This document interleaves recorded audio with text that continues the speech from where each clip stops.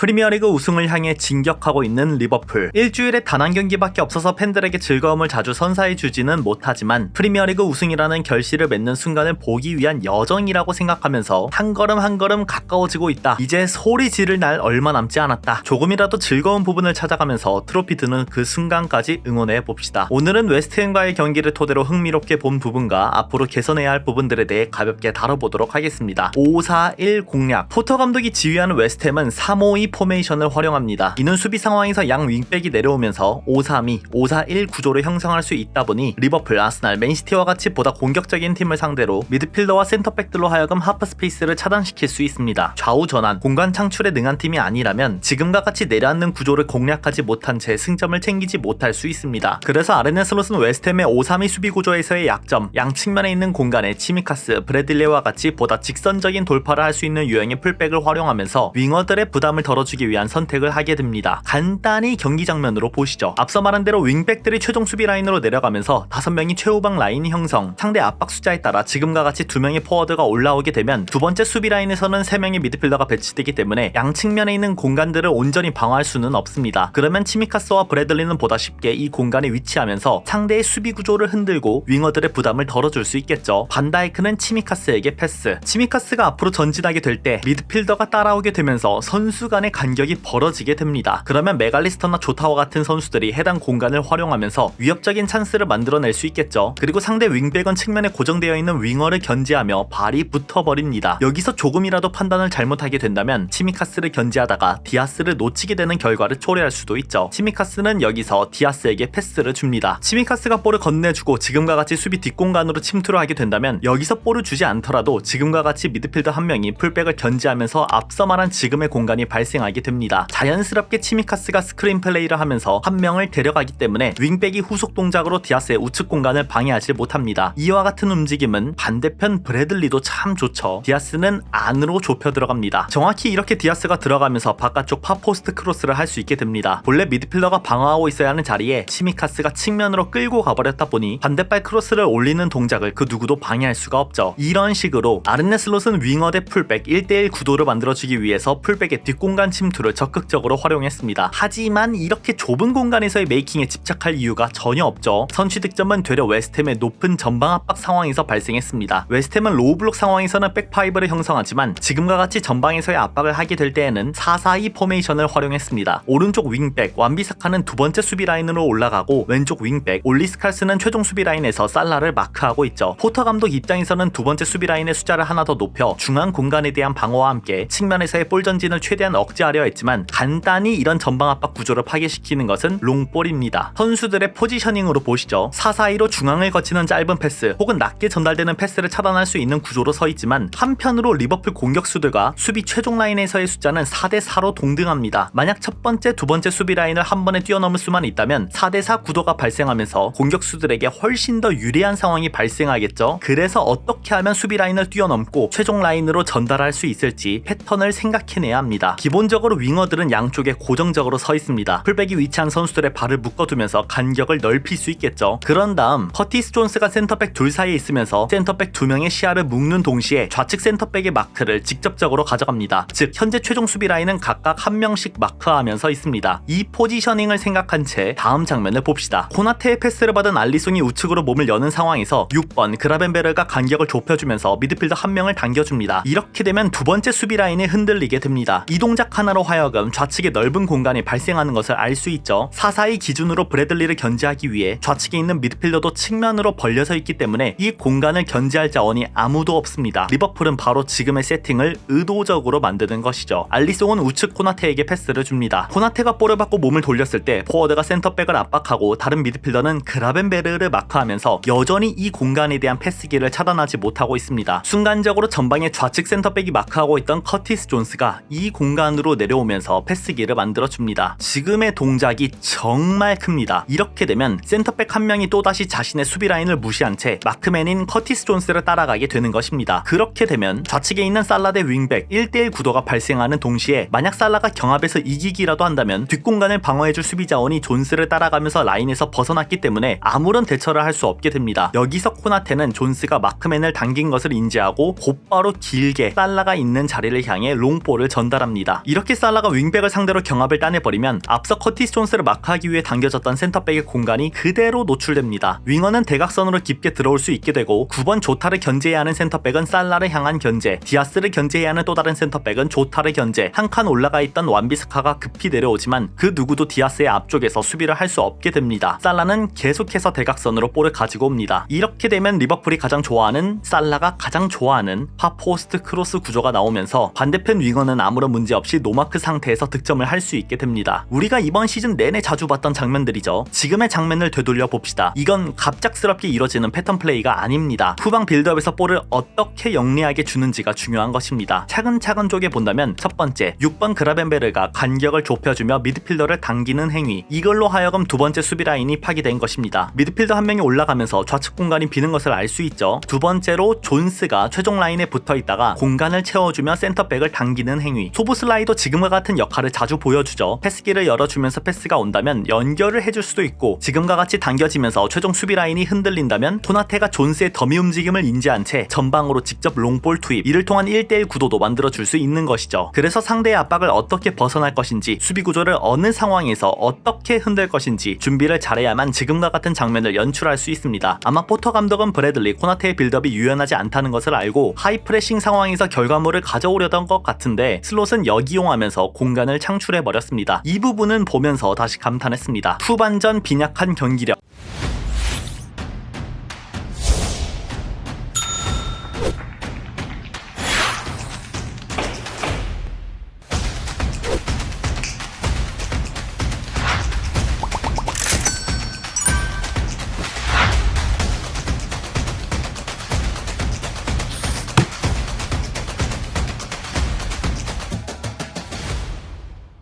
하지만 후반전 57분 포터 감독은 완비사카를 왼쪽 윙백, 쿠두스를 보다 왼쪽 지향적으로 하프스페이스에 배치시키면서 살라, 존스, 브래들리, 코나테로 이어지는 우측 라인을 공략하기 위한 변화를 가져갑니다. 여기서 리버풀의 약점, 다음 시즌 보완점이 명확히 나옵니다. 경기 장면을 통해 보시죠. 조타 대신 각포가 들어오면서 디아스가 9번으로 위치를 바꾸게 됩니다. 리버풀은 4-2-3-1에 가까운 수비 형태를 가져가면서 디아스가 센터백을 1차적으로 압박하게 됩니다. 여기서의 포인트는 살라의 압박 타이밍입니다. 왼쪽 센터백에게 패스가 나간 다음 장면을 보시죠. 센터백이 볼을 받고 그 다음 동작에서 살라가 센터백을 향해 압박을 가합니다. 이렇게 되면 가장 큰 문제가 상대 윙자리에 있는 선수를 향한 압박이 브래들리로부터 시작되게 됩니다. 물론 현 상황에서는 파케타, 완비사카의 스위칭으로 인해서 파케타가 측면에서 받았지만 어찌되었든 간에 와이드 포지션에 있는 선수에 대한 압박이 윙어 살라로부터 시작되는 게 아니라 지금과 같이 살라가 센터백을 압박하면서 풀백인 브래들리로 바뀌게 되면 최후방 수비 라인에는 센터백 2명과 풀백이 자리해야 합니다. 앞서 우리가 선취 득점했을 때와 마찬가지로 라인이 흔들리는 것을 생각해야 합니다. 여기서 센터백이 와이드 포지션에 있는 파케타에게 패스를 줍니다. 파케타가 몸을 돌리고 왼발각을 주려 할 때 쿠두스, 보엔데, 코나테, 반다이크 2대2 구도가 만들어져 있습니다. 특히 코나테 뒤로 볼이 넘어가면 쿠두스, 보엔데, 코나테 2대1 구도가 만들어질 수 있죠. 이는 브래들리가 앞으로 당겨지게 되면서 발생하는 문제입니다. 다음 장면을 봅시다. 쿠두스가 코나테를 측면으로 깊게 당겨버립니다. 이젠 센터백이 측면을 방어하게 되면서 반다이크도 덩달아 측면으로 쏠리게 됩니다. 이러면 본래 센터백들이 채워야 하는 자리를 미드필더 메갈리스터가 채우게 되면서 우측 자리는 메갈리스터와 로버트슨이 막아야 합니다. 파케타는 쿠두스의 움직임을 활용하여 보엔을 향해 롱볼을 투입합니다. 이처럼 센터백 2명이 우측을 방어하기 위해 내려오게 되면 경합에서 떨어지는 메갈리스터가 중앙을 방어하면서 컵백을 견제해야 합니다. 중앙을 방어하는 데 있어서 최악의 미스매치가 발생한다는 것이죠. 보엔은 지금의 포지셔닝에 대한 약점을 파악하고 컵백 크로스를 봅니다. 바로 여기 이 중앙에서 슈팅을 허용하게 됩니다. 실점으로 이어지진 않았으나 1차 압박에서부터 아쉬운 선택 하나가 연쇄적으로 영향을 주면서 최종 수비 라인을 망가뜨리는 것입니다. 구조적으로만 봤을 때 왜 아르네 슬롯이 소보슬라이, 살라를 동시에 기용하면서 우측을 방어했는지 알 수 있는 장면입니다. 그래서 머지않아 6분이 지난 뒤 환사 소보슬라이가 들어오고 브래들리와 존스가 나가게 됩니다. 경합에 능한 자원들을 우측에 배치시키면서 변화를 줍니다. 그리고 후반 83분 살라도 빼면서 엔도를 넣어주고 아예 소보슬라이, 엔도, 디아스, 환사로 이어지는 우측 라인업을 만들어 버립니다. 메이킹에 대한 값보다도 어떻게든 1대0을 지키겠다는 의도가 보였죠. 1차 압박, 2차 압박, 최종 수비 라인 경합을 올리기 위함입니다. 하지만 이게 얼마나 또 허무하게 무너졌는지 장면으로 봅시다. 센터백 2명을 향한 1차 압박은 소보슬라이로 바뀌고 디아스가 좌측을 방어하게 되면서 정상적인 마크를 가져갈 수 있게 됩니다. 한 명씩 잡을 수 있죠. 그런데 우리가 득점했을 때처럼 롱볼이 정확하게 들어오면 1차, 2차 수비 라인이 아무런 의미가 없습니다. 다 뚫립니다. 파케타는 완비사카를 보고 환사 뒤로 볼을 줍니다. 환사가 앞으로 튀어나와 있는 것은 당연히 이해할 수 없는데 덩달아 코나테의 판단도 너무 아쉽습니다. 사실 환사를 넣은 의미는 측면 경합을 올리기 위함이고 여기서 한 템포를 잡았을 때 환사가 경합을 이겨준다는 계산하에 지금의 라인업이 나온 것입니다. 그런데 여기서 코나테가 환사의 연이은 실수로 인해 믿음이 사라진 것인지 자리를 비우면서 대각선으로 빠져버리면 앞서 공략당한 대로 센터백이 측면으로 비우면서 현재의 중앙 침투에 대한 대처를 쉽게 할 수가 없습니다. 아무리 봐도 왜 환사가 따라갈 수 있는 공간인데 코나테가 측면으로 왔는지 모르겠습니다. 아마 믿음이 없었던 것 같습니다. 발재간이 좋은 윙어도 아니고 완비사카인데 왜? 아무튼 이렇게 되면서 중앙 공간은 다시 노출되고 두 선수가 겹치게 됩니다. 그러면서 완비사카가 애매하게 왼발로 중앙에 볼을 띄웁니다. 그 과정에서 클리어링 미스로 로버트슨의 자책골이 나왔지만 애초에 코나테가 측면으로 나가는 순간부터 반다이크랑 로버트슨도 중앙에서 동선이 겹칠 수밖에 없습니다. 이렇게 되면 중앙 방어는 레프트백과 센터백이 할 수밖에 없으니까요. 참으로 아쉽게 느껴졌습니다. 물론 2분 뒤 반다이크의 헤더로 역전승을 거두긴 했지만 선수 개개인의 판단 미스, 믿음이 조금은 부족한 게 아닐까 싶네요. 코나테의 판단이 조금씩 아쉬웠던 것도 맞지만 근본적으로는 환사에 대한 수비 믿음이 정말 낮을 만큼 환사가 대인 수비에서 아무런 효율을 보여주지 못한 게 가장 큽니다. 이는 조만간 코나테 환사 얘기를 따로 하면서 영상 제작을 해봐야 할 것 같습니다. 결론, 시즌 마지막까지 집중해야 하지만 확실한 메이킹 자원이 사라지게 되면서 발생하는 문제, 최종 수비 라인에서의 안정감 문제, 빌드업 문제 등등 세부적으로 다뤄야 할 부분들이 정말 많은 것 같습니다. 아마 다가올 여름엔 많은 변화가 있지 않을까 싶습니다. 오늘은 여기까지. 그럼 안녕.